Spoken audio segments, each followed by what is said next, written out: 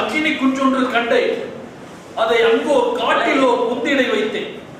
வெந்து தணிந்தது காடு, தழல் வீரத்தில் குஞ்சென்றும் மூப்பென்றும் உண்டோ என்று கேட்டான் பாரதி.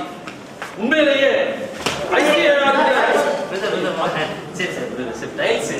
ஐசிஏஆர்ங்கிற இந்திய ஆராய்ச்சி கழகத்துல ஒரு விஞ்ஞானியா இருந்த போதிலும் மிகச் சிறப்பாக இயற்கை வளத்தினுடைய அடிநாதத்தை மிக எளிய தமிழிலே ஆங்கில கலப்பில்லாமல் இங்கே பறைசாற்றி இருக்கிறார். ஐயா அவர்களை நாம் அனைவரும் மனதார பாராட்டுவோம். அவரோடு இணைந்து இன்னைக்கு வந்து வைக்கப்படும் ஒரு விஷயத்தை நம்ம எடுத்து போகணும் சார். இன்னைக்கு காலையிலேருந்து நான் ஃபுல்லாகவே வச்சுக்கணும் சார். எத்தனை பேர் ஸோ வந்து எத்தனை நான் தேடி கேட்பேன் ஸோ ஒரு நாளாக வந்து இதெல்லாம் எப்படா வெளியில் வர கிடைக்கும், இப்படி எங்கே போய் எங்கே இது போகணுன்றது பார்க்கும்போது கிடச்சிச்சா அப்படின்னு ஒரு நிகழ்வு இன்னைக்கு தான் விஷயம் இருக்கா ஸோ இப்போ ஐயா ராஜசேகர் ஐயா அப்படின்னா ஐயா புருஷன் ஐயா எல்லாரும் சொன்னாங்க. நான் நினச்ச கருத்துக்கள் எல்லாரும் வணக்கம். நான் நிறைய சொல்லியிருந்தேன் என் பேர் என்னன்னு சொல்லிட்டு.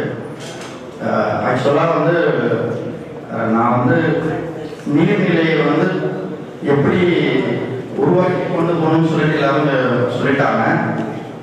அதை அடுத்த தலைமுறைக்கு எடுத்துக்கிட்டு போகணுங்கிற ஒரே ஒரு நோக்கத்தில் மட்டும்தான் நான் வந்து இன்னைக்கு இந்த முடி வச்சிருக்கிறனால என்னை கேள்வி பேசுகிறவங்க நிறைய பேர் மத்தியில் நான் வந்துருக்கேன்.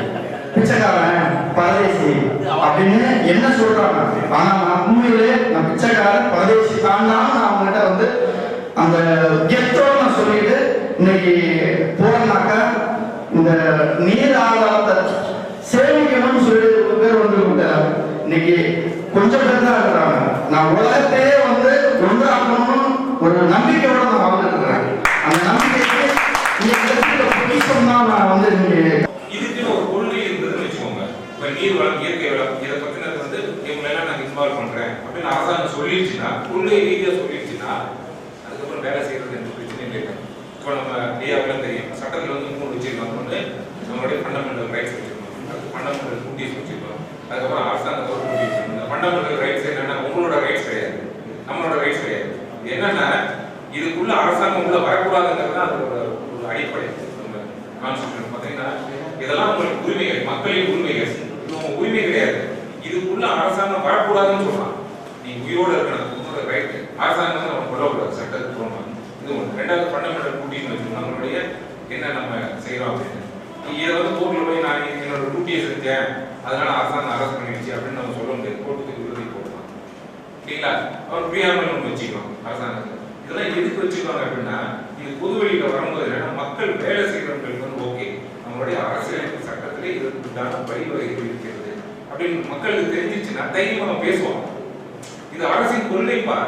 எங்க ஊர்ல நீரை நிறுத்தி உள்ள கொண்டு வருது அரசாங்கத்தின் கொள்கை, நான் அதை செய்யறேன் அப்படின்னா அவன் வர போலீஸ்காரன் எல்லாம் ஒரு யோசிக்கணும். இதை வந்து அப்ப என்ன யோசிப்பான், வக்கீல் இருக்காங்க, கோர்ட் இருக்கு, நாளைக்கு கோர்ட்டுக்கு போவேன், 4 வக்கீல் இருக்காங்க, ஆக்டிவிஸ்ட் இருக்காங்க, வந்து நிற்பாங்கன்னு தெரியும். அப்போ ஒரு தடவை 4 தடவை யோசிப்பான். அப்ப என்ன வருது, அந்த அரசாங்கத்தின் கொள்கையா வெளியில வரணும். அப்ப இது இங்கதான் நம்ம வேலை செய்யணும். அரசாங்கத்தை எதிர்ப்பதை விட, அரசாங்கத்தை கண்மூடித்தனமான புகழ்களை விட, நாம் அரசாங்கத்தின் இந்த இயற்கை வளங்கள் பாதுகாப்பு கொள்கையா கொண்டு வந்துட்டோம்னா இது யார் வேணாலும் வேலை செய்யலாம், பிரச்சனை வராது, பொது வெளியில வந்து. ஸோ அப்ப என்ன அரசாங்கமே இதை வந்து பொலிட்டிக்ஸ் பண்ணாங்க, யாருமே பண்ண மாட்டாங்க. ஏன்னா நம்ம கொள்கை இல்லை, அதான் பிரச்சனை. அதாவது கொள்கை இல்லாத ஒரு சட்டத்திட்டங்கள் வந்து பிரச்சனையில போய் முடிக்கும், பொதுமக்களுக்கு அது போகாது. இது ஒண்ணு.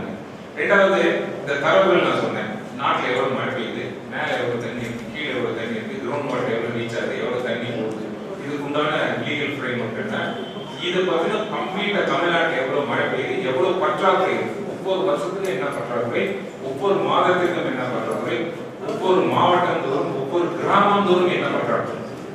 அப்ப நம்ம சாலை எடுத்துக்காட்டு கொடுக்கும் போதே இந்த ஒரு கிராமம் முத்துலாபுரம் அப்படின்னா இந்த முத்துலாபுரத்தில் இருக்கக்கூடிய ஓவரால் மழைப்பொழிவு என்ன, இங்க எத்தனை விவசாய குடும்பங்கள் இருக்கு, இவங்களுக்கு தேவையான ஒட்டுமொத்த தண்ணீர் எவ்வளவு தேவைப்படும், அது இருக்காலே நம்ம ஈஸியா கால்குலேட் பண்ணிடலாம். அப்ப 40% டெபிசிட் பற்றாக்குறை. இந்த 40% மட்டும்தான் நம்ம நிலத்தடி நீர் எடுத்து அனுமதிக்கும்.